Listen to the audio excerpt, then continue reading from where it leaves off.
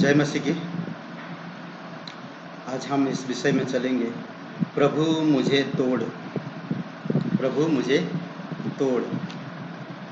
हर एक विश्वासी को परमेश्वर चाहता है कि हम उसके सामने टूट जाएं। हम उसके सामने टूट जाएं। प्रभु मुझे तोड़ो। हर एक विश्वासी को आज यही निवेदन करना चाहिए कि प्रभु मुझे तोड़ो। परमेश्वर के पास आने के लिए आपको टूटना होगा, क्योंकि प्रभु यीशु मसीह आप और मेरे लिए और पूरे मनुष्य के लिए अपने आप को तोड़ दिया। क्रूस पर हम देख सकते हैं। अगर आप क्रूस के पास आना है तो अपने आप को तोड़ना है। कि आज हम संसार में देख सकते हैं, सामान्यतः जब कोई भी वस्तु या कोई चीज टूट जाए तो उसका मूल्य कम हो जाता है, या तो उसको फेंक दिया जाता है। कांच की बोतलें, शीशा या कोई भी ऐसे वस्तु, तो उन्हें हम फेंक देते हैं।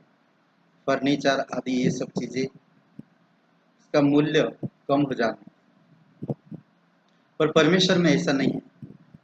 दुनिया की वस्तुएं, दुनिया में कोई चीज टूट जाता है तो हम उसे फेंक देते हैं। कपड़े पुरानी होती है, फट जाती है, उसका मूल्य पूरी तरह से कम हो जाता है। पर परमेश्वर में उल्टा है, परमेश्वर में अलग है। परमेश्वर में अगर कोई टूटता है, अपने टूटे मन से प्रभु के पास आता है, परमेश्वर आप स्वयं उसे उठाता है। आत्मिक राज्य के नियम इससे भिन्न है। टूटी हुई वस्तुओं के लिए, खासकर टूटे हुए लोगों के लिए परमेश्वर विशेष परितोषित प्रबंध किया है। उसके वचनों में हम पढ़ते हैं, यहोवा टूटे हुए मन वालों के समीप रहता है और पिसे हुओं का उद्धार करता है। भजन संहिता 34:18 में अद्भुत परमेश्वर है। बहुत सारे ऐसे वचन आप देख सकते हैं। जब इंसान घमंड में है, जब इंसान अपनी भरोसा अपनी वस्तुओं पर रखता है या संसार पर है, तो परमेश्वर उसके समीप नहीं है। परमेश्वर ये भी कहता, विधवाओं अनाथों के वो ध्यान रखता है। आज टूटे हृदय से हम उसके पास आते हैं तो वो ग्रहण करता है, वो हमारे समीप रहता है। टूटा मन परमेश्वर के योग्य बलिदान है। परमेश्वर टूटे और पिसे हुओं को कुछ नहीं जानता। भजन संहिता 51:17 में कभी भी परमेश्वर टूटे हुए मन को कुछ नहीं जानता। इस संसार की कोई भी वस्तु टूट जाता है या पुराना हो जाता है या फट जाता है तो उसका कीमत कम हो जाती है। मैंने कई बार लोगों के जीवन को देखा है। इंसान कोई अगर गलत कर रहा, अगर उसकी गलतियों को पता चल जाता तो लोग उसको अलग तरीके से देखते हैं। पर परमेश्वर उसको इंसान की नज़र से नहीं देखता, परमेश्वर उसको अलग देखता है। आप और मैं कई बार समझ नहीं पाते कोई सारी चीज, कई सारे वचनों को या बाइबल को, पर परमेश्वर आपको आशीष देना चाहता है। आज टूटे हृदय में हम उसके पास आना। परमेश्वर घमंडियों का विरोध करता, हठीले मन वालों का विरोध करता, जो अपनी जात पर, अपनी परंपराओं पर, अपनी संपत्ति पर, अपनी बुद्धि पर, अपनी समझ पर घमंड करते हैं। परमेश्वर उनका विरोध करता है। आपको मुझे परमेश्वर ने बनाया और परमेश्वर हमें वो आशीष देना चाहता जो हमें चाहिए। हमारी हर एक जरूरतों को पूरा करना चाहता, हमारे जीवन में वो खुशियां देना चाहता। हम टूटे हुए दिल से हम उसके पास आना चाहिए, टूटे हुए मन से हम उसके पास आना चाहिए।